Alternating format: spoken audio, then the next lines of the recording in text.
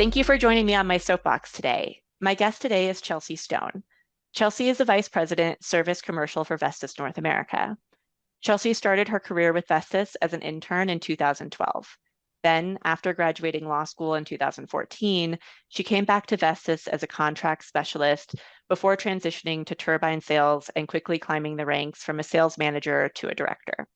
She is now a vice president within services for Vestas. So, Chelsea, thank you so much for joining me on my soapbox. Yeah, thank you for having me, Mindy. I am often on my own soapbox, so it's nice to be on someone else's. Well, I'm really excited to have you here today. We've talked about a plan for what we'd like to discuss, but I would love to start with a little bit more of an introduction to you. Being at Vestas for the last 8 years, you've had a pretty varied career, but you've also grown really quickly. So I'd love for you to give some background on your path and your journey within Vestas and how you've gotten to now being a VP in the services organization. Yeah, I was reflecting on this just yesterday in conversation with someone that I think I could have been happy doing a lot of different things. I like to work hard. I like dynamic work. I like doing something different every day, and I like to work with people. And it's sometimes feels like fate, sort of, that I just ended up where I did because I enjoy what I do so much. But there was a pretty significant existential moment for me when I decided I wanted to move into sales from legal. When I had gone to law school, I was a philosophy, religion, and peace studies major. So I obviously had to go to grad school, right? I was good for conversation at cocktail parties and not much more. And I had a mentor at the time who told me there's a thing that smart women do after college when they don't know what to do, and that is go to law school. And so I just want to make sure that you're thinking about you actually want to go to law school. And at the time, I was like, how dare you? Right? Like, how dare you? And in hindsight, I think there's probably actually some merit to that comment. And don't get me wrong, I value that experience so much. I think it makes me very effective at what I do. But I think even after I had started working in like the legal field, I still didn't actually know what I wanted to do. And I only through taking on some sales activities, I found out actually I think I want to be a salesperson. And then by being what I call a good Vestas citizen and sort of keeping my eyes open to additional opportunities in the organization and taking, a leadership role in a very ad hoc sort of way, trying to push on different parts of the business, did I find actually, I wanted to be a leader. Wow. I didn't know your whole, I guess, how you got to where you are. So thank you for sharing that. Um, so gosh, I wish we could, I'd love to spend a lot of time on your career. I do think this leadership path is an interesting one to look at. Maybe just for the sake of this conversation, I'd love to hear a little bit more about maybe some of the challenges that you've had in growing into a leadership position so quickly. Yeah, I mean, I think that maybe I'll say two things sort of, I think, in this. One is my biggest, I did an interview for a leadership series within Vestas last year. And somebody asked me what my biggest leadership lesson was, or the biggest thing I had ever learned about leadership. And I've thought about it a lot, and I actually came to the conclusion that the biggest leadership lesson I learned is actually something I unlearned. And so I had a lot of responsibility as a young person. And I had to learn how to do a lot of things myself. And so I think I took that and I applied it sort of everywhere in my life. And I really did not trust other people to come through for me. And, you've worked with that person, right? Who doesn't trust you to do what you do. So they're always checking up on you, or they're creeping into your scope to steal it. And that was 100% me when I started at Vestas, right? I did everything. And in some ways, there was an interesting learning opportunity, but in other ways, it was extremely unsustainable. And so and it was very alienating to people. And I had to get a lot of good feedback from people to help me open my eyes to the fact that I was doing that. And then actually say, like, you know what, I do not need to carry that. Trauma is too strong of a word, but I don't need to carry that forward with me, right? I can do something different, and I can choose to do something different. And I still think that that very genuine conversion from someone who didn't trust anyone to do anything to someone who I think still needs a little bit of time to have her trust earned, but wants to trust, especially on intent, is probably the biggest and most important leadership evolution in my career. Mm. And then the second thing I will say is that because I moved into a leadership role and a senior leadership role at that so quickly, because I went from having no management experience in 2020 even to, leading leaders and having a very large financial target that team is trying to achieve in 2021, I have spent an inordinate amount of time thinking about what it means to be a leader at that level. And to me, it means that I am not just responsible for the service commercial business, I am responsible for Vestas. And so when there is a problem in any area of the business, it is part of my responsibility to help, whether that is listening or being present or allocating resources or whatever it is, as opposed to just focusing on what is directly in front of me as my scope of control. That doesn't mean I abandon that scope of control, right? Obviously, that's my top priority, but it does mean that I lead with my head up, not my head down. Thank you. I love this story and maybe just your honesty of how you were shaped as a leader and how you were shaped as a professional came from a deeply personal place, and how maybe even, you said maybe trauma is too big of a word. So maybe this was born out of survival, and that might be too big of a word, but it is, and likely in some ways accurate, that how we show up as professionals has so much to do with how we grew up and, our coping mechanisms and everything. So it sounds like you have a high level of self-awareness, and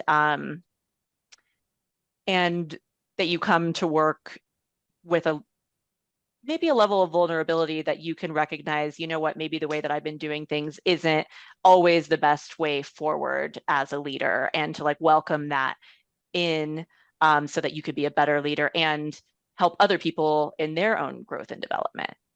Yeah, I mean, I try to do I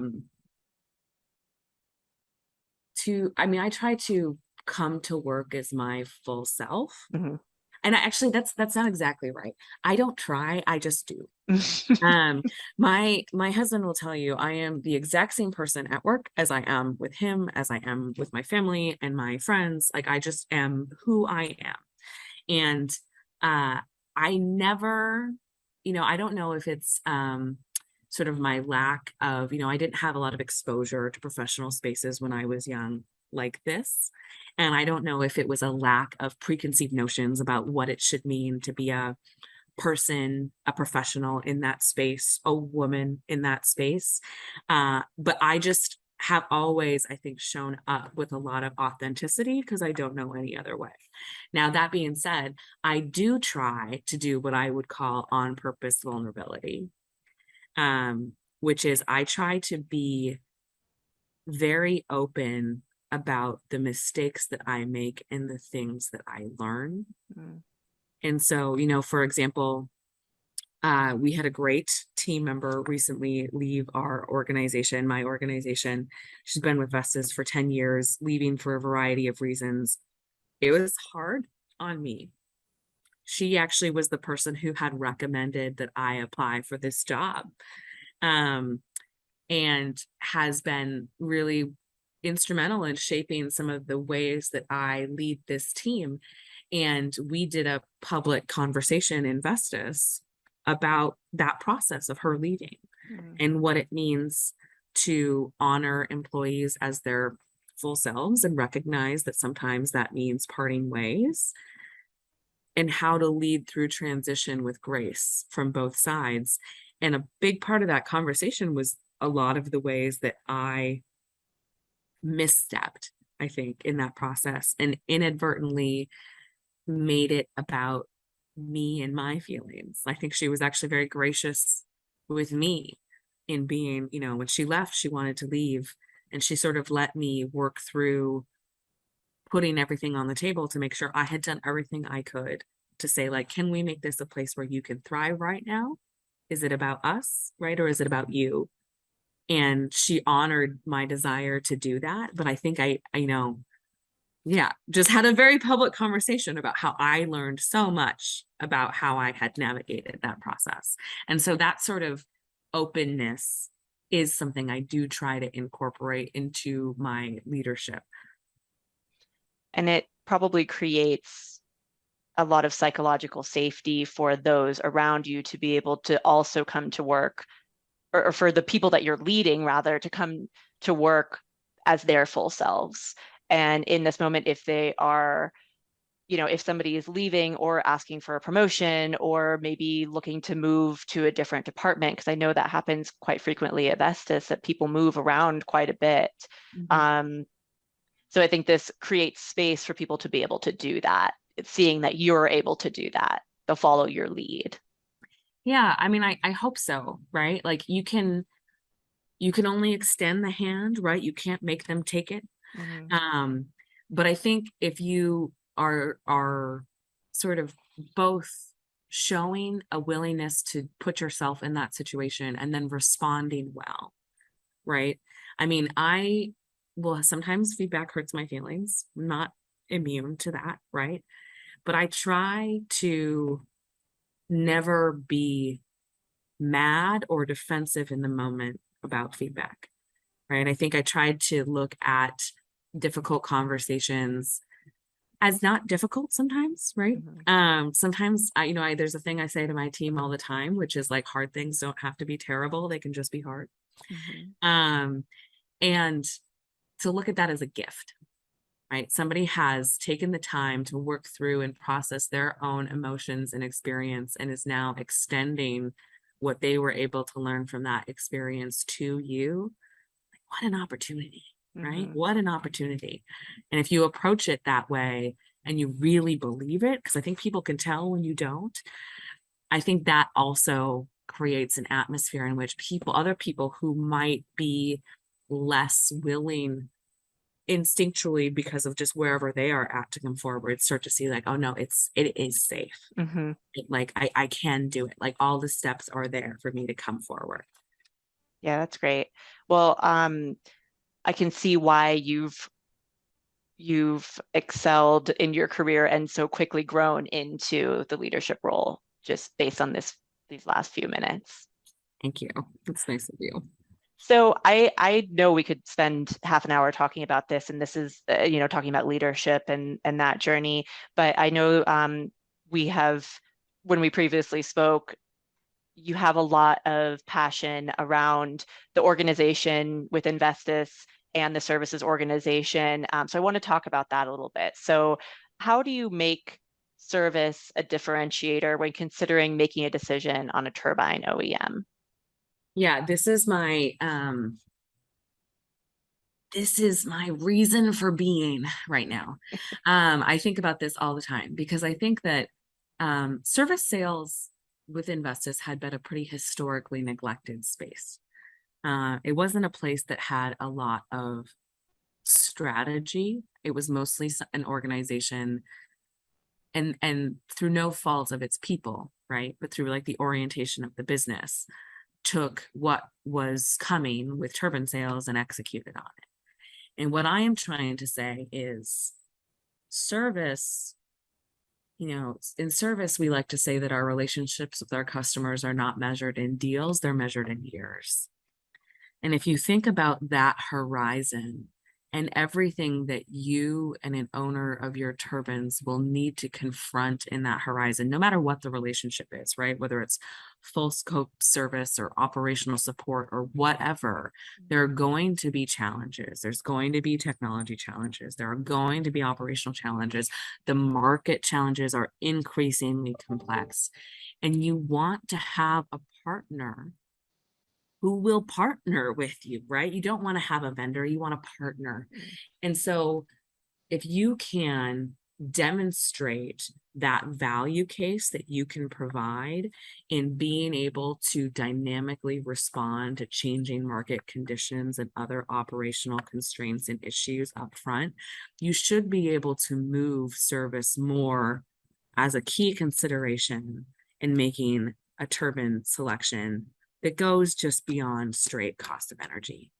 And the other piece of that, which is really important to me, is that service has such a platform to do so much good in the DE&I and sustainability spaces. When you think about the amount of resources and again, the time horizon on which a lot of these service opportunities operate, there is so much that we can do that is just not possible in the rest of the life cycle of the project. And so if you can also demonstrate your commitment to these ESG values and programs, then you can align with not only your customers' ESG goals, but also potentially like your off-takers, right?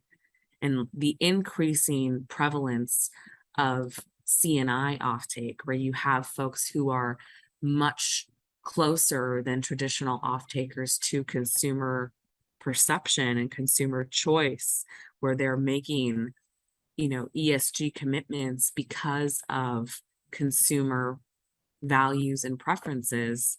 If we can figure out how we do things that align with those goals, then you really start to differentiate yourself through your service business as a turbine OEM. Yeah, I want to hear more about this because this is obviously something that you care very much about. And it sounds like within even the last couple of years, within your time on the services side of the business within Vestas, you've already started some programs to demonstrate your commitment to the ESG programs for your customers and then beyond that. So what have you done within Vestas? Yeah, one of the most exciting things that we've done that I'm incredibly proud of is we partnered with Women Building Futures, which is a trades capacity building organization based in Canada. We had a senior operations manager come in from another company in Canada who had experience with them. And she said, hey, I want you to know this organization exists, right? They've never done a wind turbine program. I don't know, but like there's growing interest in Alberta, which is where they're based in this space. Lethbridge College, obviously does training in the wind turbine space. Maybe there's something here. And she and I worked together, my colleague Jody, she's great. She and I worked together to design a program that actually graduated its first all-female cohort of technicians earlier this year, and all of those technicians have been incorporated into Vestas service. Wow. And we're using that program and that work to serve as a platform for expanding that sort of training and capacity building into the United States as well. So that, what a great effort, right? And that coincides with so much good work that's being done by our colleagues in service and safety on also ensuring that, when these women enter the workforce, and not just women, right? People come to work at Vestas from all sorts of places. And we're really moving towards a place of body neutrality to be successful, right? So we're moving towards more options for harnesses, right? Which historically, if you have a larger bust, a harness does not sit super well, and that causes safety concerns in the event of a needed rescue. And so also just ensuring that we're looking at the full value chain of the experience so that when folks enter our organization, they are supported by the infrastructure and options and materials available to them and are therefore really equipped to succeed. That's amazing. And I think this is, when we look at the landscape of the DE&I discussion within the renewable energy industry, we kind of take a one size fits all approach, or like a very kind of like a, I don't know, I think we take a narrow, or maybe myopic is a better word, sort of approach to it. Like, you just need to hire diverse talent, but that doesn't always work when you have, technical positions and you need a technical background for it. So it sounds like what you've done is created a program that can train more diverse candidates to actually get the technical skills, and then that has that has like what's the word I'm looking for? Um, there's more benefit than just to Vestas, because then that will also benefit your customers and the industry on a larger scale. Yeah, I mean, I think, we have something of a technician crisis right now, right? Wind turbine technician. Remember, there was very splashy a couple years ago, right? Highest growing job in the United States. We don't have enough technicians.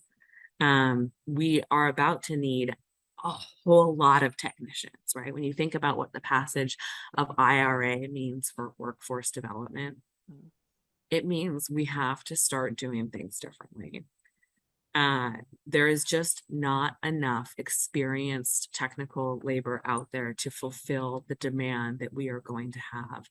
And so to me, I think, capacity building is one of my catchphrases, it feels like sometimes, but I really think that that is such an important cornerstone of what our strategy needs to be. And that means taking folks who are underemployed. That's a key value for the Women Building Futures organization that we've learned a lot from in this process.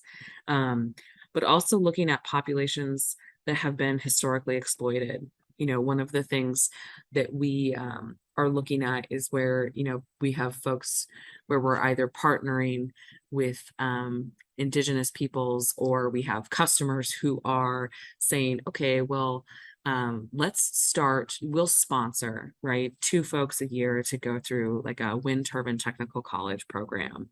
And at the end of the conclusion of that, we'll hire them into Vestas, we'll put them through Vestas training, and then we'll either deploy that labor to your site, or we will have those folks work for you, and we will procure that labor through some sort of labor agreement under the auspices of our service agreement.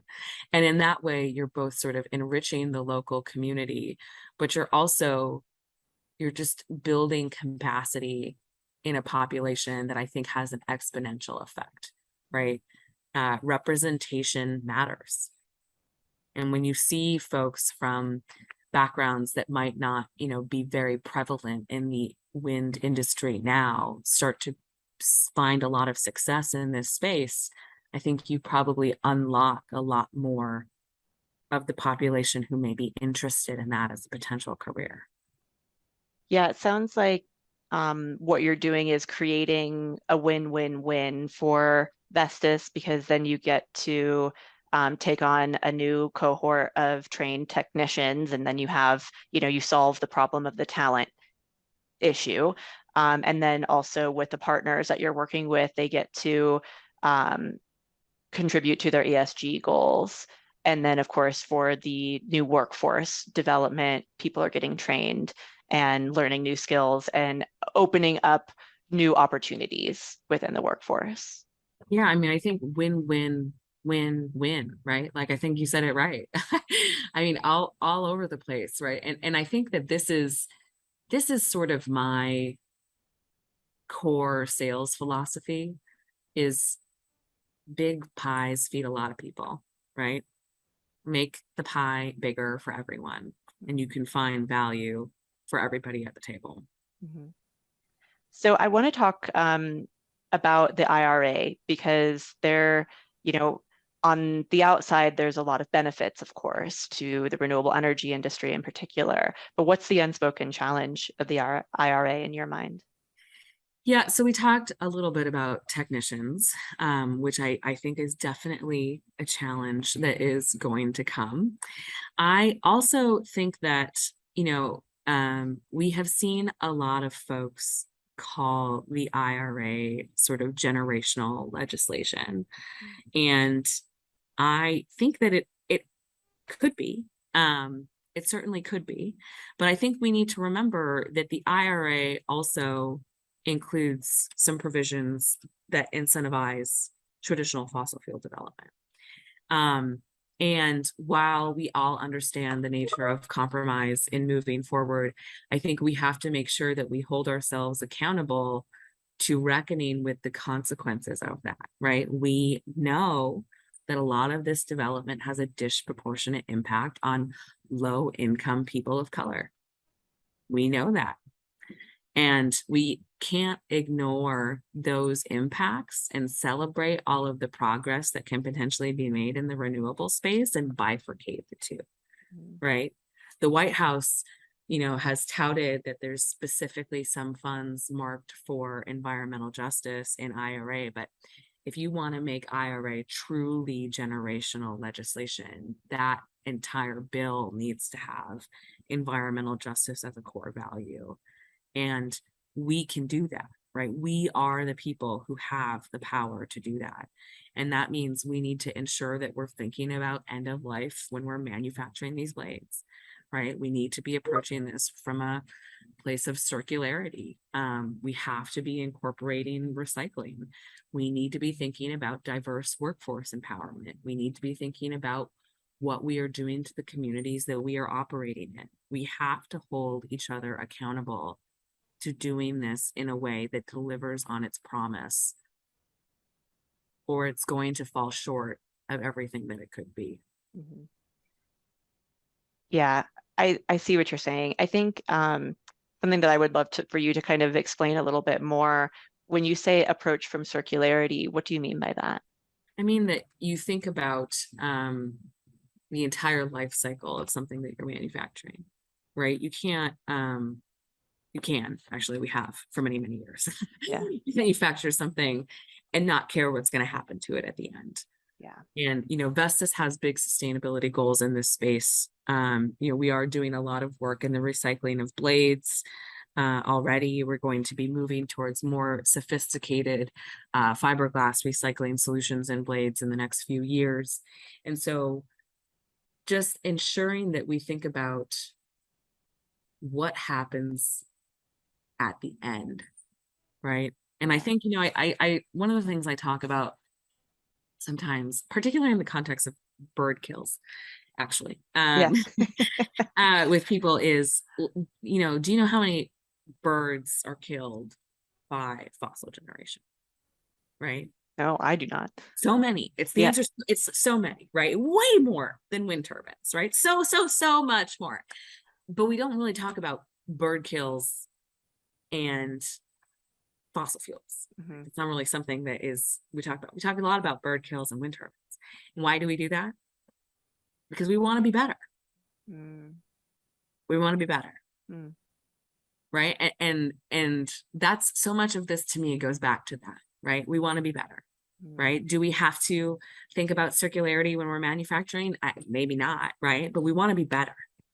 Right. We want to be better than our predecessors. I saw last year, and I can't remember the speaker's name, but last year when, or maybe this year, when Rise had its virtual event, they had a keynote speaker, and she said, she was talking about sort of, the inherent taking that is present in even the renewables industry, right? And she was talking about women coming into positions that have historically been held mostly by men. And she said, like, I cannot, and I'm gonna butcher this a little bit, right? But she said, I cannot honor you if all you do is take like he took. And I have to tell you, I was like, I was shook, right? I was like, oh my God, Feel like that. that, I feel that, right? Like Yeah. we want to be better. Mhm. And that means we have to rethink so much about the ways that we do things because we have evolved out of fossil fuel generation, right? Mhm. Um, and a lot of our processes and the ways that we approach business follow along with the historical practices of the energy industry. And so we have an opportunity, though, to do better. And I think IRA presents a really great accelerator for that. Well, I love how your perspective, I feel like most people in industries that get backlash for, whatever it may be, and in this case, obviously it's bird kills for wind turbines or for wind, but because of the turbines specifically.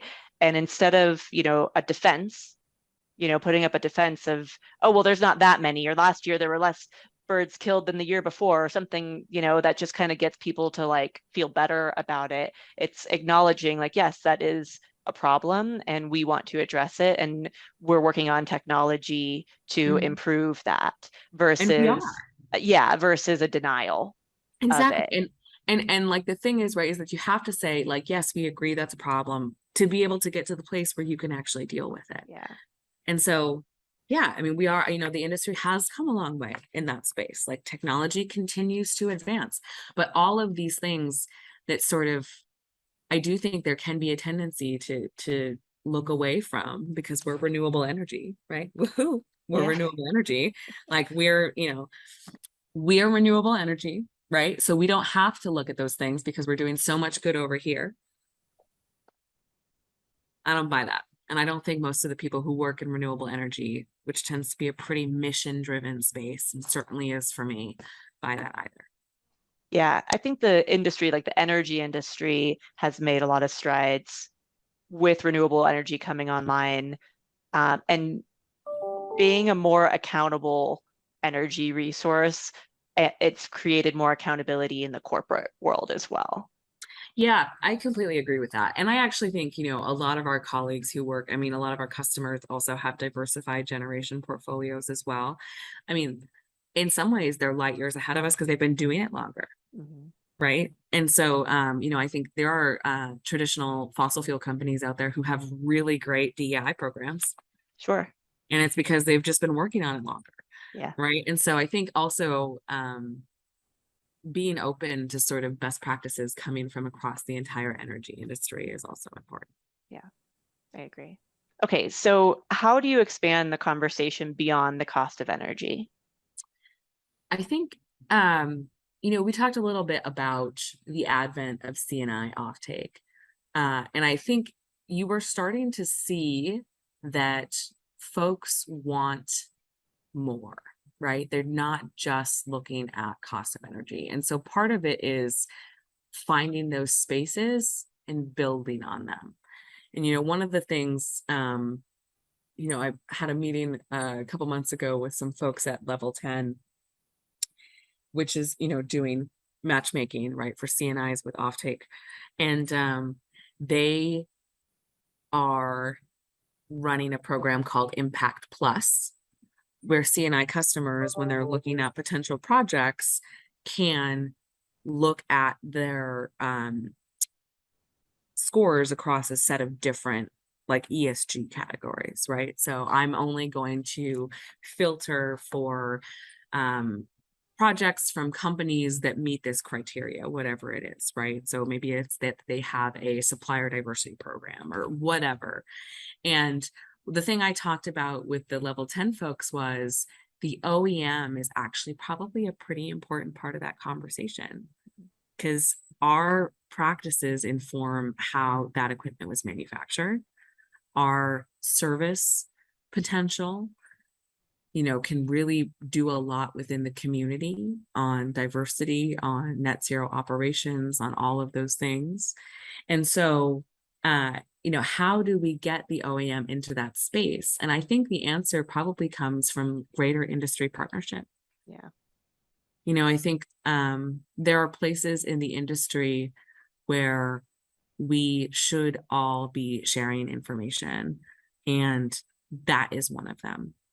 And so if we can do better at partnering with our customers to say, hey, we have all of this super sexy stuff that we can bring to the table for you. And it's just a part of the way we work, right? This is the way we work. And you know what? We think that this can help you, get offtake or differentiate yourself among other projects. And I think that's sort of the first step in getting that to be a broader and more present consideration.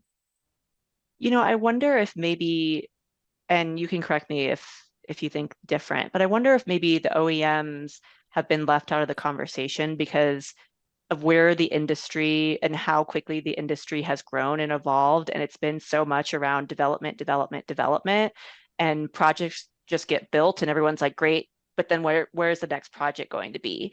And there's so much attention on that we kind of post construction, once you have an operating plant, it's just like, great, it's done, it's in the ground, and people just don't talk about it as much at that point. Yeah, I'm not sure. I mean, I think you're right that it has something to do with how the industry has evolved. I mean, I think that just where barriers have come down, right, in terms of what you're involved in as the OEM, we're not really involved in that offtake space at all. And part of that is maybe just that there's a lot of, I don't know if I should say this on this public of a forum, but I'm just going to do it anyway. I hate procurement. Mm. I Like the really process of, hate procurement processes. Yeah, I do. And I think the traditional procurement model, people run it because they think it ends in the best deal. And I think it actually ends in the worst deal. Because if you are strictly adhering to a procurement process, you are not giving people space to tell you what you don't know, or necessarily giving space for them to discover what they don't know. mm, And so you lock yourself out of some of the creative solutions that I think are needed to address an increasingly complex market. And so I think part of it too is maybe that we have a pretty historical procurement heavy process in the industry that I think locks you out from some of that truly collaborative brainstorming, solution finding work that can happen mhm. outside of that process. I could see that because I imagine that all procurement processes start and end with a bottom line. Yeah, and they might, try to do some sort of creative way to weight like, this value or that value, but there's something about sitting down together and saying, okay, well, what's your goal? Right? What do you want to do? What are you trying to do? Is it just a hurdle rate, like an internal IRR? Is it tied to some other goal in your business? Is it ESG? Is it footprint? Like what do you want? Right? And then me saying, okay, now that I have a good understanding of what you want, this is what I want, right? I want you to understand me too, right? These are my goals, right? I need to hit this on this time frame, and it has to, look like this in terms of whatever this risk is. Everything else though, like let's talk about, right? And let's figure out how to get there. And don't worry, I'm going to say no, right? There has to be enough trust there to actually have an open conversation where you can say something that I might think is totally crazy, but you feel safe to say it, right? And then actually maybe I'm like, you know what, that is totally crazy, but it also feels like it could be super profitable for both of us. Mm. And then maybe we do it. And I think getting to that space is really where what Vestas needs to do with its customers consistently. Mm-hmm. Well, I am, for one, I'm glad that you brought that up, because I think maybe some unpopular opinions are important because then it actually gets the conversation started Yeah. for And I mean, change. if on the unlikely event that anybody I know who works in procurement that I have sold things to over many years hears this podcast, they will say, unsurprised because Chelsea said that to my face in the last 6 years at least 30 times. So I guess it's not really a secret. All right. Well, that's all the questions that I have for you today, Chelsea. I'm really grateful for the opportunity to get to know you, learn a little bit about your journey, and to talk a little bit more about how to use service as a differentiator and talk about Vestas as a service provider and OEM. Thank you. Yeah, thank you. It was fun.